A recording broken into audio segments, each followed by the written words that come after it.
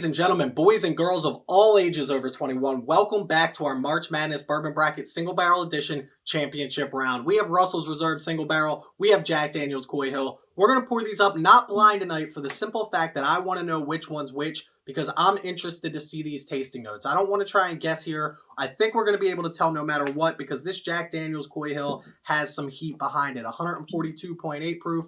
If you haven't seen the other episodes, make sure you go check them out before you watch this one to see how we got here. But everybody knows before we get started, time for the traditional sip. Cheers, y'all. So good.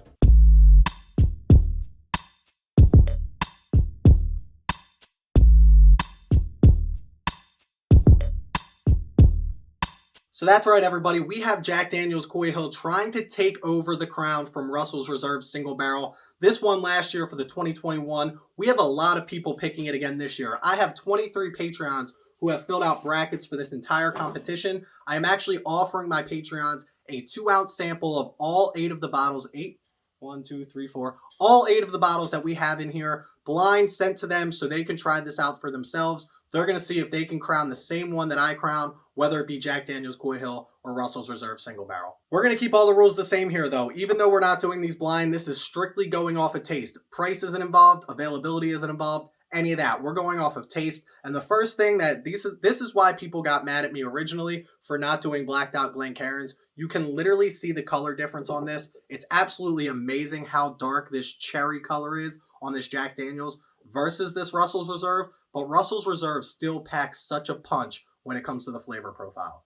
So the thing about Russell's Reserve and the thing that I love about it the most, and Wild Turkey does this very well, is they balance their product. You get all the flavor profiles, you get all the notes that you want to hit. You get brown sugar, vanilla, caramel, a little bit of oak on the end. You get the rye spice and allspice, even a little bit of cinnamon on this. It's so well put together that nothing hits you in your face too hard, but at the end of the day, you get all of those flavor profiles. It's literally an experience every time you sip this glass. And the other good thing about this Jack Daniel's over here is once you do get past that heat, once you finally get your second, your third sip down, you don't have to readjust to that heat again. Even now that I'm down half of this bottle, I've already adjusted to this off of one sip, and it makes it so the next experience, the third glass, the 5th time you open this bottle up, just gets better and better and better with time. From the first time that I sipped this, and I talked all the crap about it in its actual review, to the second time that I sipped this during my 2021 Whiskey of the Year candidate, all the way down to now when I'm sipping it, it's literally been a better and better experience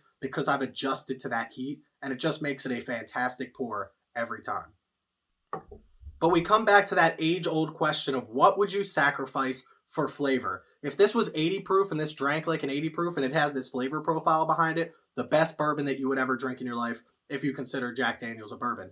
If this was 140 proof, but it still had this flavor behind it, would these be equals? If this was 110 proof and you proofed it back down and watered it back down and got something similar to this, would you proof that flavor back down as well? Obviously, you're going to lose some of that flavor when you add water to this. The question is, how much are you willing to sacrifice? And it's honestly a personal opinion at the end of the day.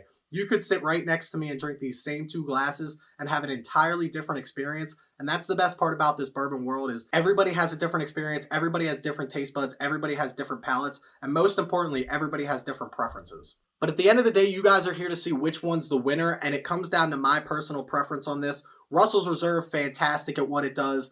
If we took everything else into consideration, price, availability, Russell's Reserve would win this every day of the week. And I'm not sure that there are many bottles out there that would beat one of the best Russell's Reserve single barrels that you could get if you took price, taste, and drinkability into account.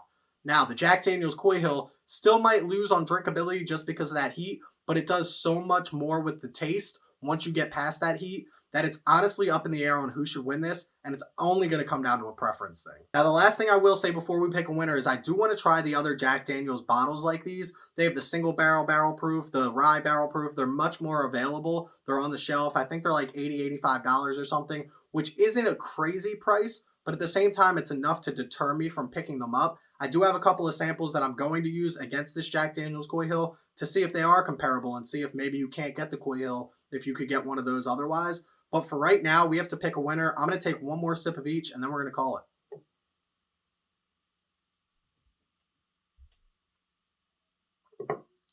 The Russell's Reserve, you can just finish. It's that good. It's that easy sipping. 110 proof. It's not going to kill you. As you can see, I'm kind of babying the Jack Daniels because of that proof behind it, but let's get into it.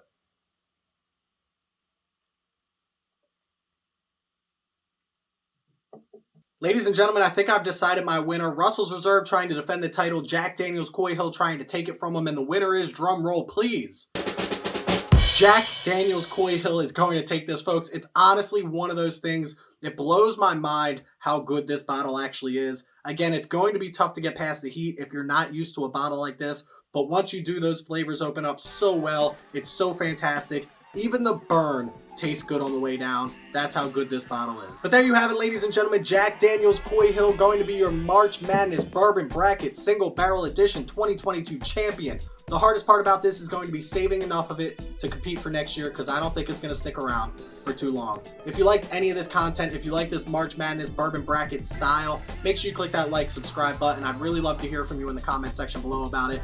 Let me know who you thought was going to win from the beginning, and let me know if you thought Jack Daniels was going to take this one today. But that's where we're going to leave you for today. Make sure you check me out on Instagram if you want to help support the channel financially. Check us out on Patreon, and if you want to come chat with us 24/7, check us out on Discord. All of those links in the description below. Please don't drink and drive. Always drink responsibly. Stay healthy, stay happy, stay drinking. Cheers, y'all.